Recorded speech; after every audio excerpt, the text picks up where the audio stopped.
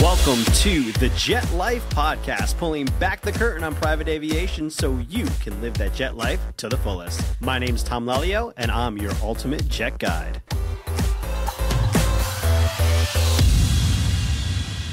Hello and welcome everybody to the Jet Life Podcast. Today we are joined by Mickea Smith out of JetAviva. You've probably heard of them. If you've ever been on YouTube, you're looking for a jet, you've definitely seen them all over the place. They're one of the premier brokerages in the world. But a little bit about Mickea. She's from the East Texas oil field to the horse and cattle country of West Fort Worth.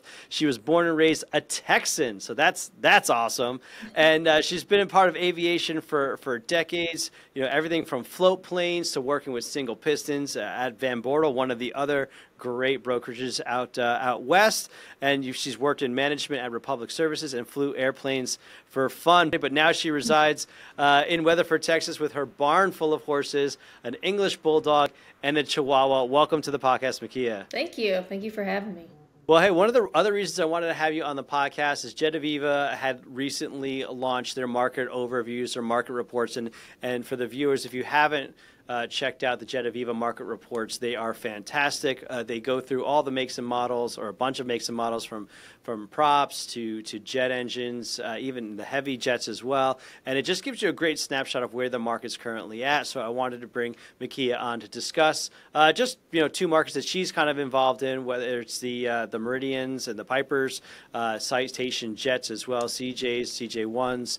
But definitely check out JetAviva. And I wanted to, right at the beginning, let's talk a little bit about the importance of using a broker, working with brokers, how brokers kind of get paid, and how they work together. I think that's something that not a lot of people understand, that typically when you're looking for a jet, you could hire a broker to work on your behalf as an acquisitions agent.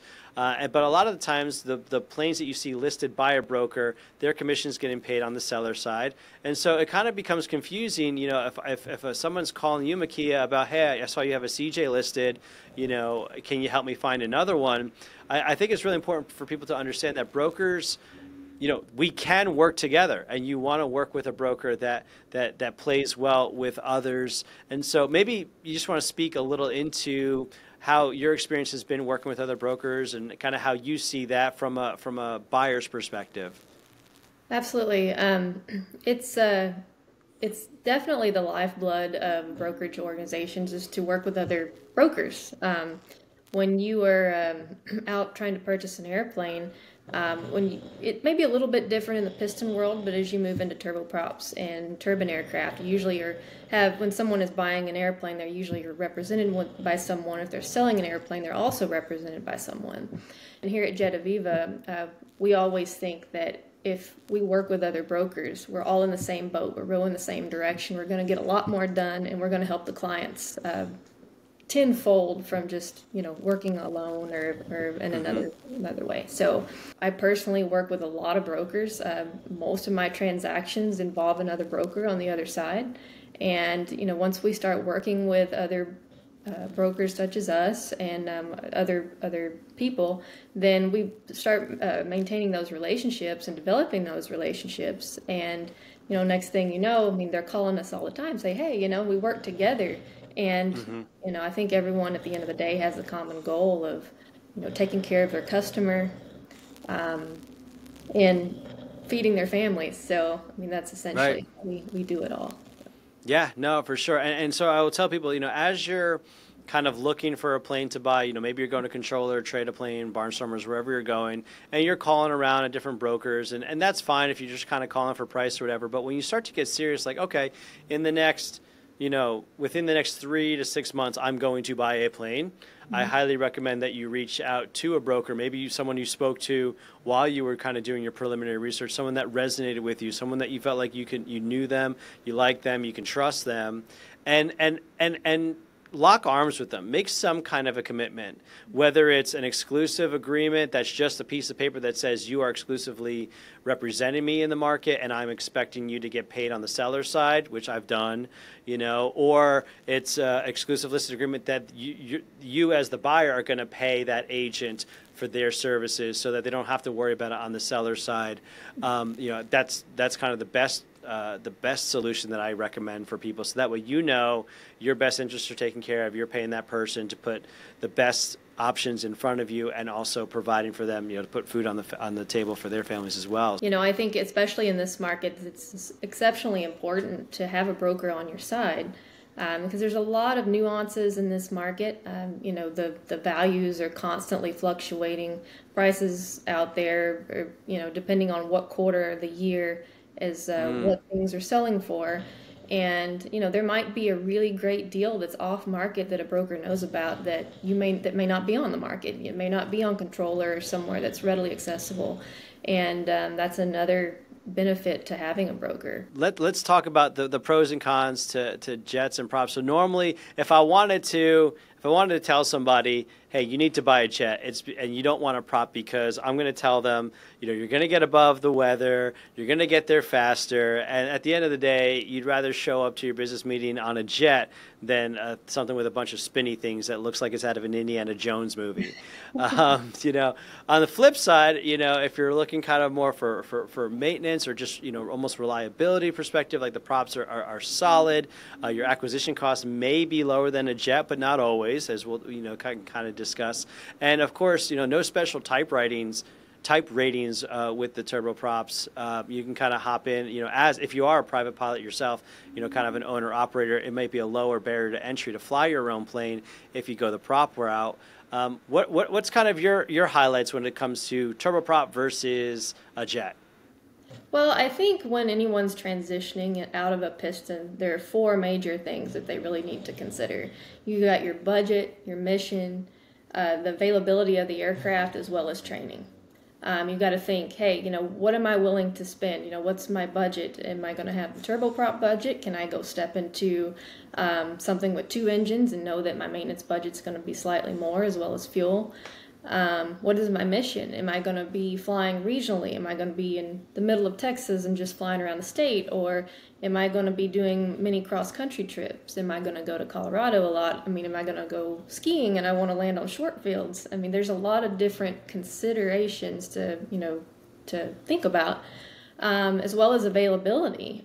People don't really think about availability when they think, oh, I'm going to go buy an airplane. They just, if they're not really in tune with the market and what's been going on, like, oh, well, I'll just go buy the airplane. Well, if they want to buy a brand new airplane, you have to take into consideration, you know, what the wait time is to buy a new airplane, and, you know, what is the time frame that they're wanting to get this accomplished in.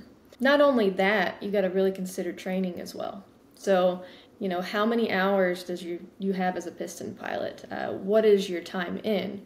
Are you coming out of a 182 and trying to get into a turboprop, or do you have lots of retract or maybe multi-engine time in a twin piston, or, you know, such as a Baron or a 414? And what are you coming out of? Because that's really, and what kind of ratings do you have already? So that's a lot of what the insurance company is going to look at when it comes time to make that transition. Would you rather buy a $1.5 million jet or a $1.5 million piston? Well, I would say a $1.5 million turboprop is probably going to be your best bet if you're making that. And the reason I say that is that, I mean, it's great to transition into that CJ, but again, this goes back to what your mission is and, you know, what you want to spend on your maintenance budget. You know, are you okay with burning 40 gallons an hour, or do you want to double that, you know? So, you know, it goes back to really what you're carrying, because you can go buy a Piper Meridian, something that has the gross weight increase, you know, decent avionics, probably the Garmin upgrades or Avidyne system in the lower ones. And, but it's not going to be a true six-place airplane. And so, you know, can I carry 4 people and some bags? Sure, absolutely. But that's something that you're going to need to consider. And, you know, what is it that you're doing? Right. Now, if you want to go farther and, you know, you're carrying more people, you want the ramp appeal of 2 engines and a nice jet showing up on the ramp, you know, that's definitely an option. And there are a lot of my clients that come out of a twin piston, like, man, my dream has always been to fly a jet. Sure. So that's what we do. We deliver on dreams. So if that's what they want, that's what we get. So at a $1.5 million budget, what kind of a plane slash mission slash maintenance would somebody expect on the turboprop side versus what they would expect on, and you kind of alluded to this on the jet side. So like, for example, if I get a 1.5, if I have a $1.5 million turboprop, is it going to be newer than my $1.5 million jet? Is it going to be have more performance than my $1.5 million jet, or a better maintenance profile than my $1.5 million jet? Can you speak to that? Well, it is going to be newer. You can say that it will be newer because most of the jets are going to be in the mid to higher ones are going to be straight CJs or CJ1s, which were mostly in production in the 90s. You know, and a lot of the CJs and CJ1s have also had upgrades. So they've had the 750s and that's what Garmin upgrades. And I know that some of the straight CJs have G1000 platforms now. But, you know, you've got those, but you're going to be paying for those as well. So you're not going to find a jet with that sort of avionics in that mid-ones range. So if you still want, you know, your Avidyne system or maybe something with a Garmin upgrade, you know, and stay in that low ones range, you can get a little bit newer Piper Meridian. Now you're going to, you know, it's the performance is nowhere near, you know, that. And what I usually tell my clients is if your budget's less than $2 million and you want a turboprop, but you can, I mean, it's close to $2 million, you know, go for the TBM 700C2. And you alluded to it, the performance of the jet's going to outperform the turboprop at that 1.5. It will. It will outperform. But it's a trade-off. Yeah, and it's a trade-off. It's like, well, it'll outperform it, but, you know, where you going and how much you want to spend and, you know, how many people do you want to carry? So, I mean, you will be paying for that extra, you know, you get there 20, 25 minutes sooner, you know, it is a considerable difference. So Right, and that's what I like about the conversations is that you see us, and hopefully people are seeing us, like it's not. If you go into let's just say, if you go into Reddit, if you go into the Facebook groups and you say, hey, what jet should I buy, or jet versus turboprop, you're going to get a lot of opinions and stuff. There's a ton of opinions out there, and you know, especially in a pilot's forum. So I like to come at it from the broker's perspective where we can kind of discuss it from like almost a third party. But like, well, it depends. Like, yeah, like you can get better performance, but it's going to cost you age. It's going to be older, and it's going to cost you in or operating costs because it's going to be more expensive to operate.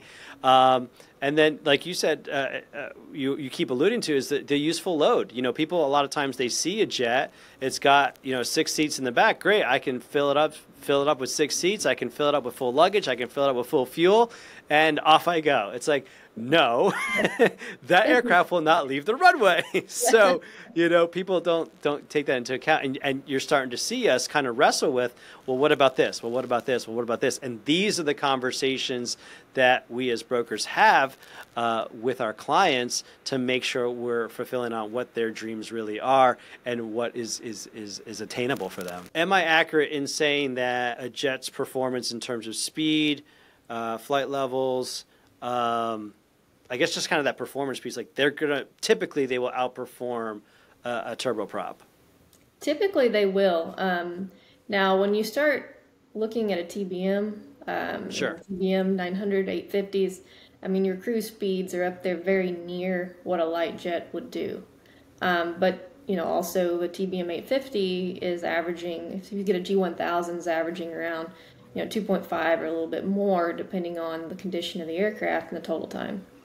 Sure. The jets are kind of shining in like that performance category, but like we said, it's going to cost a lot more. Where do the turboprops kind of shine? So the turboprops shine in utility and, short field performance and that sort of thing. I would say with the TBMs, I have some clients that love to go skiing.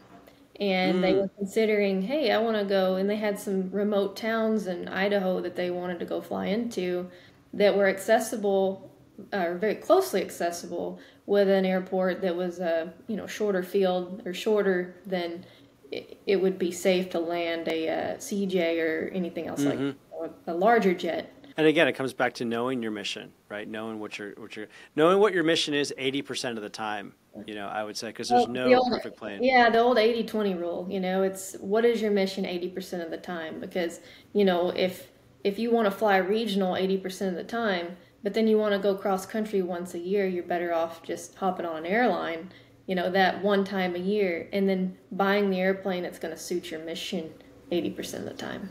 Let's maybe dive into just a quick overview. Here we are. It's probably we're gonna be finishing up Q1 of 2023. What does the overall aircraft market look like? What have you seen last year when we had our peak? Rolling into January, it seems to be a little bit slower. Just kind of in general, what's kind of the market overview that you're seeing? Well, if we came into 2023, I've seen inventory levels return to a more healthy number. I think the demand is still there. The prices have stabilized. We haven't seen a whole lot of people exit the market since coming in the market due to COVID and that sort of thing. So I think the demand is still there, but the prices are stabilizing. The buyers are actually taking a step back and doing their due diligence and doing the pre-buys and that sort of thing and slowing down the process. Whether it's before, they were excited just to have an airplane on the market and they were just buying whatever they could get a hold of in a very short period of time without not necessarily getting what they want and not necessarily doing all of their due diligence. Now, you kind of specialize in the Pipers, the PA-46s, and in the Citations, the CJs. Tell us what you're seeing in those markets. So in the Piper Meridian markets, we've seen a lot of the inventory is very healthy right now. I believe there's 33 for sale, and that's 6.1% of the operable fleet. And you're kind of looking for that 10 to 12% range is normal. I think around 8% is typically a very healthy level. So it's returning as well. The straight CJs, they're currently 28 for sale, so that's 8.4% of the operable fleet. The CJ1s, there's 6 for sale, so that's about 3.1% of the operable fleet. And the 1+s, we've seen quite a few of these come on the market lately, which they're 10 for sale, and that's 10% of the operable fleet. Wow. So there were only 101 of those in operation. So. And what are you seeing in terms of prices? I know they're stabilizing. I know a lot of people, probably Q4 and January, they're like, oh, this whole thing is going to crash. What have you seen? I know we were talking before we were talking about the CJs. I remember CJs sub $1 million. Apparently that's no longer the case. What are you seeing in terms of pricing? Well, CJs that are average equipped, average time, enrolled on an engine program, no damage or weird stories, are going somewhere in the mid to upper ones. Now, if there are any upgrades to that CJ, say a G1000, there's a few out there that have the G1000 upgrades, you're going to see closer to, in the 2s and north of 2 for one of those, as well as one that has like Tamarack winglets, or dual 750s, but they still have the Honeywell system in there. You're going to be probably closer to that 2 mark for those. Wow. So a nice airplane is still bringing the money, but an average airplane is kind of stabilizing. So gone are the days that someone had a damaged airplane with high time and it would fly off the shelf. So we've seen those sit around a little bit longer, but the nice airplanes are still moving. It's been interesting to kind of see what is on the market and this concept of, and any market, whether it's a buyer's market or a seller's market, this concept of a seller's valuation of his or her own jet versus what the market's going to pay for it. And I think prior to COVID, we were kind of in an understanding like, okay, it's a depreciating asset. It's not going to be worth more than, what you paid for it. And yeah, you put in upgrades, but, or yes, you did the maintenance on it. Congratulations. Like you did what you're supposed to. That's not increasing the value.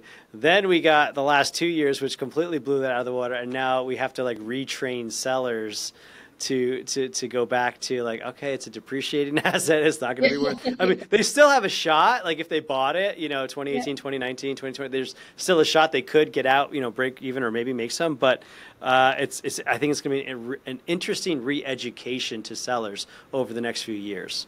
One of the things that I really kind of like about the market what the market is shifting towards is it's a little bit more fair between buyer and seller now. Right. And I think, again, it kind of comes down to how you're pricing it appropriately. Being a good broker is more than just throwing it up online and your ability to do that, but it's finding the right buyer for that plane. Because there's only one buyer for your jet, right? It's not like your jet is the same as the entire fleet. Your jet is unique, and it has a story behind it, and it has its own idiosyncrasies. And so you're playing a matchmaker between an asset and a very specific, buyer that it's going to work for. So, sometimes you just sit there because you're finding that right buyer.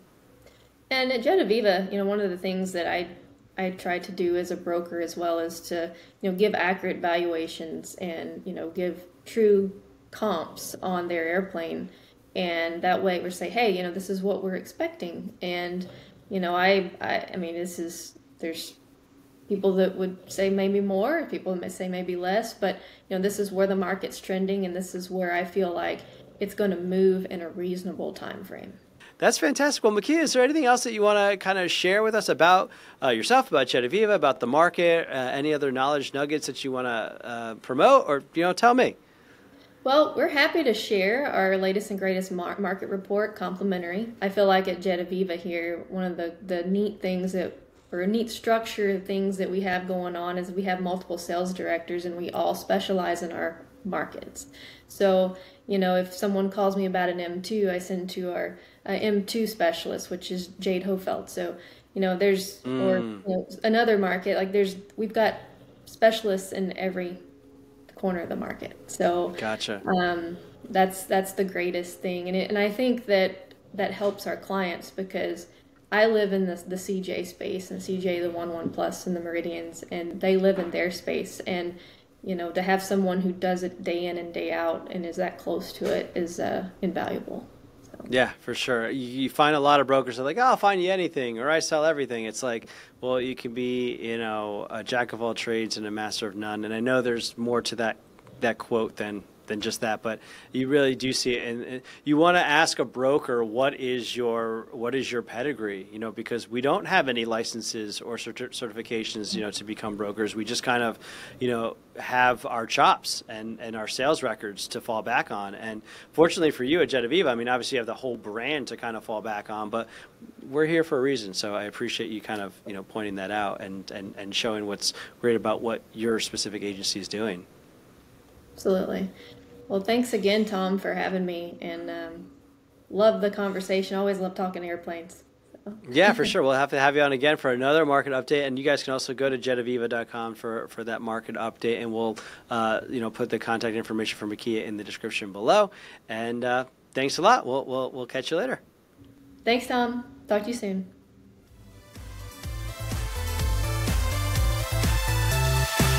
Thanks for listening. Don't forget to check out theultimatejetguide.com.